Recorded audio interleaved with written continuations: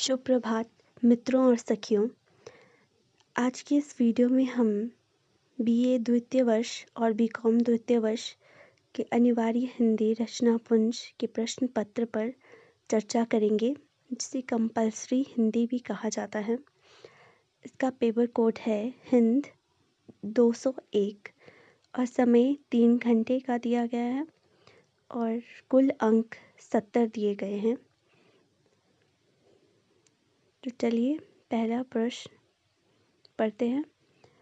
पहला प्रश्न है, निम्नलिखित वस्तुनिष्ठ प्रश्नों के उत्तर दीजिए। पहला है, संत कवियों के काव्य का लक्ष्य है। तो इसका क्या लक्ष्य है, वो 3 विकल्प आपके समक्ष दिए गए हैं। आपको इनमें से एक विकल्प चुनकर इसका सही उत्तर अपनी उत्तर पुस्तिका में लिखना है। दूसरा प्रश्न है, घनानंद का सुजान प्रतीक है। तो जो सही उत्तर है आपको वही अपने उत्तर पुस्तिका में लिखना है। तीसरा प्रश्न है, विप्लव गायन कविता में पालन पोषण करने वाली वीणा किस देवी की है। निराला की विनय कविता में कवि किससे प्रार्थना कर रहा है। और पांचवा प्रश्न है, दुर्वाचल कविता में कौन सा भाव मुख्य है। आपके समक्ष 3 विकल्प पुनः दिए गए हैं, तो आपको इनमें से कोई एक विकल्प चुनकर अपनी उत्तर पुस्तिका में लिखना है। जो आपको सही लग रहा हो वही आप लिखें। छठा प्रश्न है, मुक्तिबोध ने प्रसाद की किस पुस्तक की आलोचना लिखी। और सातवां प्रश्न है, धूमिल की माता का नाम था। तो धूमिल की माता का क्या नाम था वो आपको पता होना चाहिए। आठवां प्रश्न है, प्रेमचंद की कौन सी रचना पर अंग्रेजों ने प्रतिबंध लगाया था। और 9वां प्रश्न है, मोहन राकेश की तीसरी पत्नी का नाम क्या था। 10वां प्रश्न है, सदी का सबसे बड़ा आदमी कहानी का लेखक है। तो ये इसके बारे में आपको पता होना चाहिए। अगला प्रश्न है 11वां, दरियाई घोड़ा किस विधा की रचना है। ये वाला प्रश्न भी बार बार परीक्षा में पूछा जाता है। 12वां प्रश्न है, महादेवी वर्मा किस शैक्षिक संस्था की आचार्य बनी। 13वां प्रश्न है, रामधारी सिंह दिनकर कब राज्यसभा के सदस्य बने।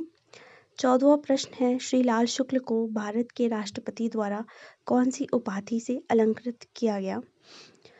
दूसरा प्रश्न है, जिसका क भाग है, जीवन और मृत्यु सृष्टि गतिमयता के 2 पहलू हैं। कबीर के पठित साक्ष्यों के आधार पर समीक्षा कीजिए। अथवा में आपके पास है, घनानंद प्रेम की पीड़ा के उन्मुक्त गायक हैं, उदाहरण सहित विवेचना कीजिए। तो इन दोनों प्रश्नों में से आपको एक ही प्रश्न करना है।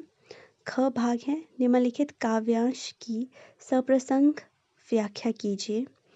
दिल को मसल मसल कर मैं मेहंदी रचता आया हूँ, यह देखो एक एक अंगुल परिचालन में नाशक तांडव को देखो। विश्व मूर्ति हट जाओ, मेरा भीम प्रहार सहे ना सहेगा। टुकड़े टुकड़े हो जाओगे, नाश मात्र अवशेष रहेगा। अथवा शशमित कलिदल चुंबित जलकर्ण, शीतल शीतल बहे समीरण। कुंजे द्रुम विहंगगण, वरदो दूरग्राम की कोई वामा। आए मंद चरण अभिरामा, उतरे जल में अवसन श्यामा।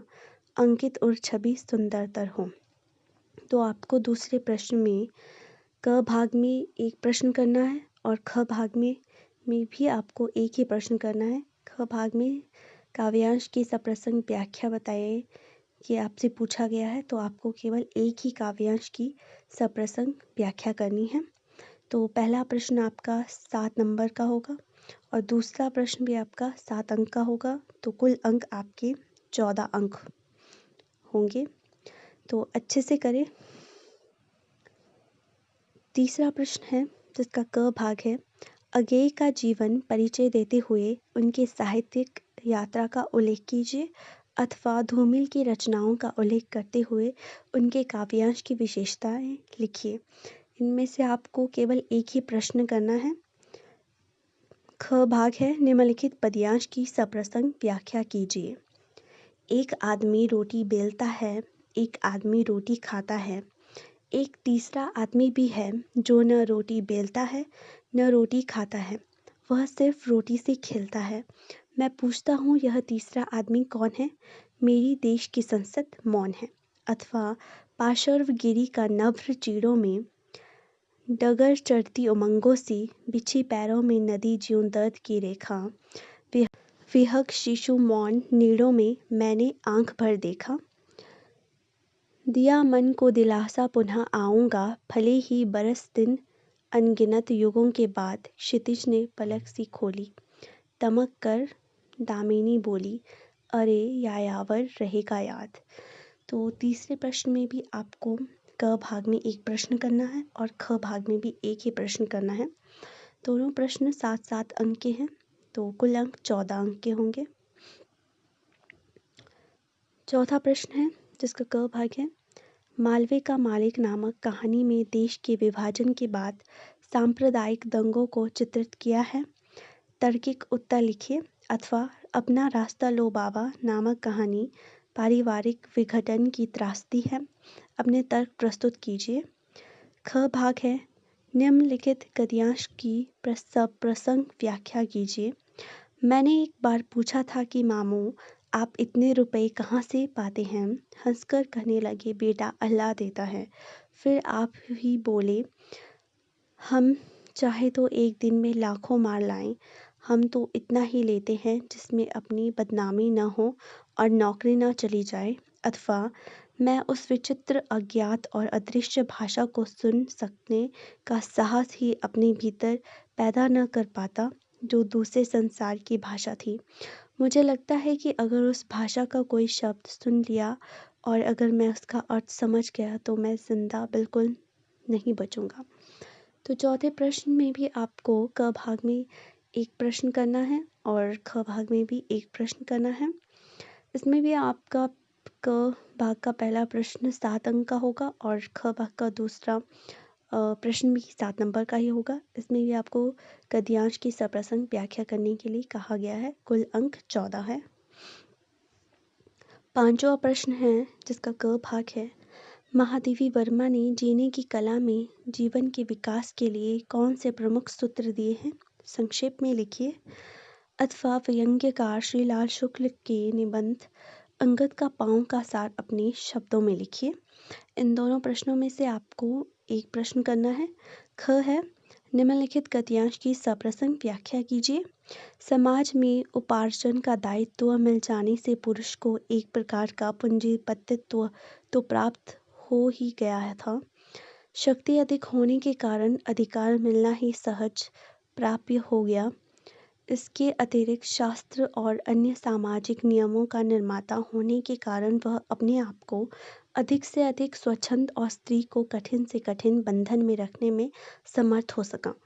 अथवा भाषण, गर्जन, तिकड़म और छंदम, झूठे वादों और धोखे की कस्मों से सारा सार्वजनिक जीवन कोलाहलपूर्ण है। ये सबके सब नेतृत्व की अभिलाषा के दोष हैं। जब मनुष्य यह ठान लेता है कि अपने क्षेत्र में मुझे सबसे आगे बढ़ना है, तब साध्य का आकर्षण उसके भीतर प्रबल हो उठता है और साधन की महत्ता गौड़ हो जाती है। तो पांचवें प्रश्न में भी क भाग में आपको एक प्रश्न करना है और ख भाग में भी आपको एक ही गद्यांश की सप्रसंग व्याख्या करनी है। तो उसमें भी क भाग का पहला प्रश्न आपका 7 अंक का होगा और ख भाग का भी 7 अंक का ही रहेगा। तो कुल अंक आपके 14 होंगे। अगर आपको ये वीडियो सहायक लगती है तो उस वीडियो को लाइक, शेयर और सब्सक्राइब करना ना भूलें और साथ ही साथ परीक्षा के लिए अच्छी तरह से तैयारी करें ताकि आप परीक्षा में सभी प्रश्नों के उत्तर अच्छी तरह से लिख पाएं।